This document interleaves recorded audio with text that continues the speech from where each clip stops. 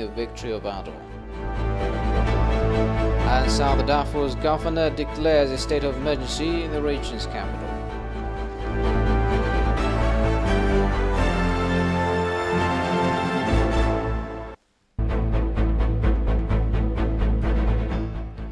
Hello, this is RD's News Hour. I'm Solomon Danye. Thanks for joining me. Spokesperson of the Ministry of Foreign Affairs, Dinar Mufti, said in a telephone conversation with the TV English that the ministry has briefed African ambassadors on various current issues. Thank you very much. Well, this is actually a usual exercise on the part of the Ministry of Foreign Affairs. We regularly brief resident diplomats on the current situation in the country. We have been briefing them earlier on as well. And this is part of that exercise. And in these relations, today's turn was for the African ambassadors. They were briefed by the Deputy Prime Minister and the Minister of Foreign Affairs on those basic four issues of the current nature in our case. The briefing is based on, as you have already mentioned, on Grand Renaissance Dam, and negotiations are revolving around Grand Renaissance Dam, Ethio-Sudanese border conflict, the law enforcement operations in the northern part of Ethiopia, and the reconstruction process that is going on right now. Particularly with regard to the Ethio-Sudanese relations, the Prime Minister was briefing the African diplomats, resident diplomats, on the historic relationship between the two countries, the fact that the two countries and peoples have cultural, spiritual, and boundary relationship, and the two countries have been supporting in each other in times of difficulties. But when Ethiopia has turned its face to the maintaining of the law and order in the northern part of Ethiopia, the Sudanese side have encroached into the Ethiopian territory. They looted property and hurt our citizens. And the Prime Minister told the African diplomats that this is untenable and this is wrong morally, legally. And he urged the African ambassadors also to urge their respective governments to put pressure on the Sudanese government to come to common sense and withdraw from the Ethiopian territories and withdraw to the positions where they have been before November 6th. This had been the briefing, and it was frank, it was clear, and Ethiopia had been always preferring to overcome difficulties through diplomatic means, because that is only a civil way of overcoming the difficulties nowadays. However, there is a limit to the diplomatic practices and a limit to the patience of Ethiopia. And now, unfortunately, the Sudanese side have continued encroaching into Ethiopian territory, looting Ethiopian property and hurting Ethiopians as well. The spokesperson pronounced the reflections of the African ambassadors following the briefing by Demeke Mekonnen, Minister of Foreign Affairs. Well, basically, they are thankful and grateful to the briefings that have been conducted, and they prefer that because that will put them on the same page with the host country, that is Ethiopia. They also express their commitment to faithfully convey the message to their respective governments, and we are expecting that to happen. Minister of the Ministry of Water, Irrigation and Energy, Sleshi Bekele, has held talks with ambassadors of Norway to Ethiopia and Deputy Head of Mission Meret Lundemo on various issues including energy and climate change. The two have exchanged views on issues of common interest involving energy, SDGs, climate change and forest, democracy and gender equality, and the Grand Ethiopian Renaissance Dam negotiations. Sleshi explained to the ambassador that GERD has multiple roles in enhancing power pool in East Africa. Ambassador Lundemo appreciated the discussion she has had with the minister and pledged to further enhance ties with Ethiopia in various areas of cooperation.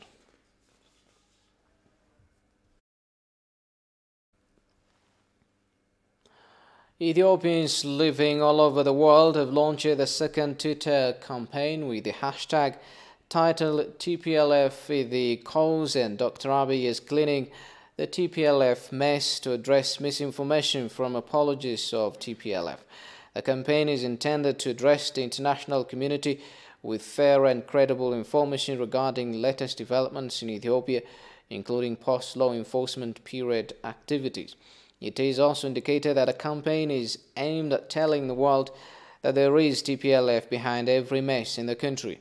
It is to be recalled that Ethiopians living in several parts of the world highly participated in the first campaign held under the hashtag Unity for Ethiopia since beginning of February 2021.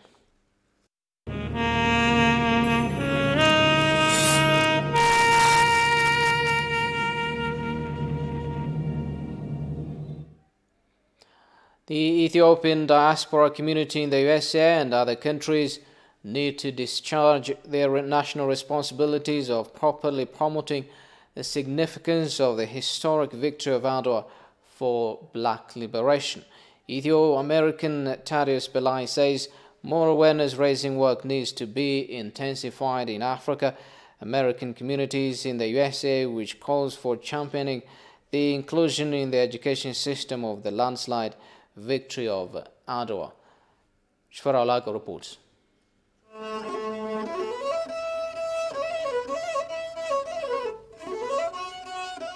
The preeminent symbol of Ethiopia's sovereignty and Pan-Africanism, the victory of Adwa.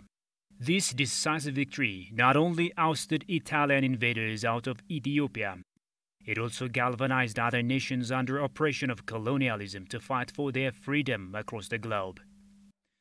Thaddeus Belai is an educator, community organizer, researcher, and social justice activist. He is also the president of the Ethiopian Public Diplomacy Task Force in the United States. As an Ethio-American, he says the victory of Adwa means a lot to him and his African brothers and sisters. Personally, the victory of Adwa is everything for me. As a black person in the United States, as an African, as an Ethiopian American, or, as a black person in the United States, it is, a spirit of freedom. It gives me energy to fight, for social justice. We are a beacon of, freedom. Ethiopia is, a beacon of freedom for many African countries. We were able to support and liberate many African brothers and sisters. He also says a lot remains to be done to properly promote the victory of Adwa among the black in the USA and other countries. Adwa is not just a victory of Ethiopians. It is a victory of black people globally. This is a global victory for black people. In fact, this is a victory for human beings. So we need to be able to create an awareness among the diaspora, among the African American community. Thaddeus is also the founder and president of the board of directors of the U.S. Africa Institute, a U.S.-based academic institution established to help promote the strategic partnerships between the United States and Africa. He says many of the current generation in the United States do not know a lot about Adwa. So he's working for the inclusion of the Adwa victory in the U.S. education system. When you look at the civil rights generation, the civil rights movement generation in the United States, they had a deep understanding about the global black liberation movement. They were able to use the victory of Adwa as a source of energy to advance the civil rights movement questions. But now when it comes to the Black Lives Matter, we are in an era of Black Lives Matter movement, where you see a lot of millions of black young black generation, and most of them, I would say, they don't have any understanding about the victory of Adwa. And the reason for that is the United States, as a country, has been erasing the the victory of black people from the education system. When you look at the history books of the United States, you barely find victories of black movements. So I had I've had so many African American friends, and in fact I was asking one of my friends yesterday, and then she told me that she didn't know anything about this until she came to Ethiopia. And one of my other friend, he told me that because of his family connection to Ethiopia, he was able to understand the victory of the battle of Adwa. But the general population, the general black population, especially the young generation, they barely understand and know the Battle of Adwa, the victory of black people at the Battle of Adwa against white supremacists, against colonialists. So, and again, that's something that we need to advocate and to be able to incorporate this huge victory in the U.S. education system. He also says the diaspora community need to go extra miles to advance the importance of Adwa across the globe.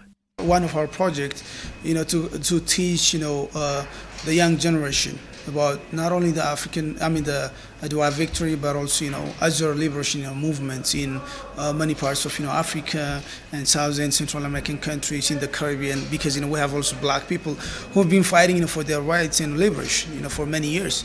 And we barely know, those fighters, those liberation movements. Ethiopia is celebrating the victory of Adwa throughout the month of February with assorted events, although Ethiopians believe that the celebration is not just a one-time event. Portraying artistic pictures of the victory of Adwa is said to be crucial in signifying a story of common purpose and common destiny. Artists say the scenes of Adwa depicted in pictures of powerful and unforgettable memory in the minds of the viewers to realize the then unity among Ethiopians. Kasaun Chan has more. The outcome of the Battle of Adwa ensured Ethiopia's independence, making it the only African country never to be colonized. Adwa turned Ethiopia into a symbol of freedom for black people globally. It also led to a change of government in Italy. The town of Adwa is located in northern Tigray, closer to the southern border of Eritrea. The battle between Ethiopia and Italy took place in a mountainous terrain of the area. Adwa still stands as a witness to what ordinary Africans can do when they come together as farmers, pastoralists, women and rural people and workers. They can score a decisive victory against global colonialist forces. In related to this, the artists are displaying their artistic pictures that depict the Battle of Adwa victory and the work of the Ethiopian patriots that has played a crucial role signifying a story of common purpose and common destiny. And they said that Adwa has a story of depth secret presenting the yesterday's great achievement portraying today. There was a question of independence and the art itself used to preach freedom and law. The Adwa victory had greatly assured the black people's free identity, free thought and free way of living at every corner of the nation. Predominantly, I would like to state is that the thoughts of warriors during the time of the battle. Because it was a time of fasting, the soldiers all in all were fasting. There was an ark, and at the time of fasting, a soldier who was do that and praying to Almighty God. How did it seem like? How was the spirit of the king who was fasting at the same time encouraging the soldiers to defeat the battle brilliantly? And how were also the foreigners who had eaten various drinks and foods too much? So when at a time I think all about these plenties of things, I usually think broadly and to endless artistic works. So this thing must be recorded and passed to the generations to come to draw the very immense lesson. Thus, they could have paramount importance being served as the reference. Adwa reveals the historical fact that Ethiopia had previously maintained. As the artists, they part ways and inspire the present generation to keep the national pride handed over from the past generation. Displaying the harshest course of the war where the two groups were very close to one another. The artists believed that reason toward promoting the victory of Adwa through their art is mainly its historical prominence. The artists further accentuated the commitment the forefathers made the journey incomparable at the scene of the bloody battle. Meanwhile, a history researcher says the victory of Adwa was not simply to defeat Italy, but it was against European imperialism. The scholar Ayela Bakri indicated the victory of Adwa is a turning point in world history. Goshmal reports.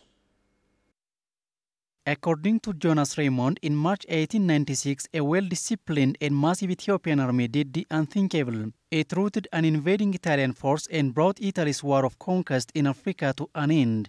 In the age of relentless European expansion, Ethiopia had successfully defended its independence and cast doubt upon an unshakable certainty of the age of imperialism. Ethiopia is said to celebrate the 125th victory of Adwa. Historian Ayele Bekari, who studied ancient civilization, said the victory of Adwa is important in unifying Africa. Ayele spoke out the victory of Adwa was not simply to defeat Italy, but it was against European imperialism. Their ability to fight and defeat the Italians was not technically just simply against the Italians, it was against European imperialism, because European imperialism has already controlled almost the entire Africa with the exception of Liberia, and has put the whole Africa under its colonial order. So therefore that kind of fait accompli was disturbed by the victory at the Battle of Adwa. He pointed out that the victory of Adwa is a turning point in world history. Most historians say that it is a turning point in world history. They say it's a turning point in colonial history. It's a turning point because something different, something unique has happened at Adwa, and that was the ability of Ethiopians to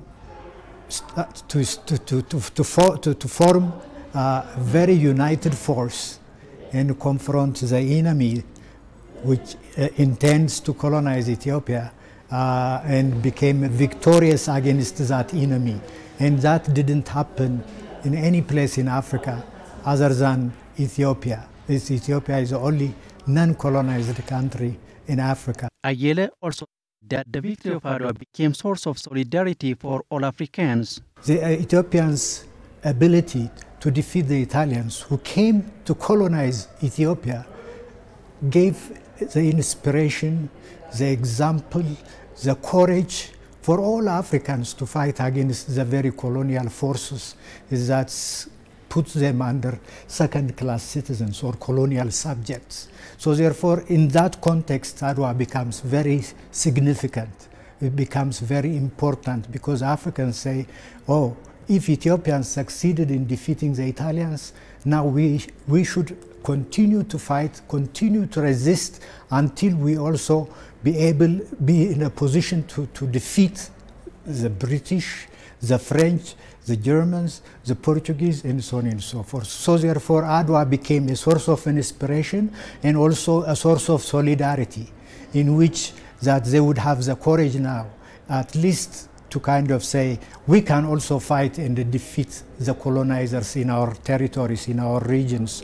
So therefore, in that sense, that's how that sense of unity emerged, and an African identity started to form shape, and then ultimately expressed in the form of Pan-Africanism, in the form of establishing institutions like the African OAU, Organization of African Union, and then later on it became African Union. Adwa is a source of anti-colonialism and Pan-Africanism mentality, the historian noted. The Ministry of Education announced that a 2021 university entrance examination will be given as of 8th March 2021. The exam was postponed due to COVID-19 and security threats across the nation. Even though the exam was previously scheduled to be given online, the ministry has decided to conduct it on paper as of March 8 because tablets require additional time to import. የካቲት 22 እስከ 24 ውስጥ የተፈታኞች የፈተና መግቢያ መታወቂያ የሚሰራጭበት ይሆናል። Starting from March 1 to 3, the candidate's identity card will be distributed and orientations will be given on March 6. The entrance exam will kick off on Monday, March 8. Therefore, all 12th grade students in Ethiopia will be seated for the 2020 national entrance exam from March 8 to 11. ሰኞ ፈተና ይጀምራል። According to the minister, 12,000 examinees in Tigray state will take the exam at 4 universities in the state. አብዛኛው የትግራይ ክልል በመከላከያ ሰራዊታችን ጸጥታው የተረጋገጠ There is no security threat right now. Most of the Tigray region's security is ensured. I urge families to send their children to secondary schools as of the coming Monday. From all secondary schools in Tigray, we will relocate 12,000 students next week to 4 universities in Tigray state. Students will be placed in nearby universities. The interim administration will facilitate transport and other logistics in collaboration with respective schools. በየትምህርት ቤቱ በሚሰጠው መረጃ መሰረት ከሁሉም የትግራይ ሁለተኛ ደረጃ ትምህርት ቤቶች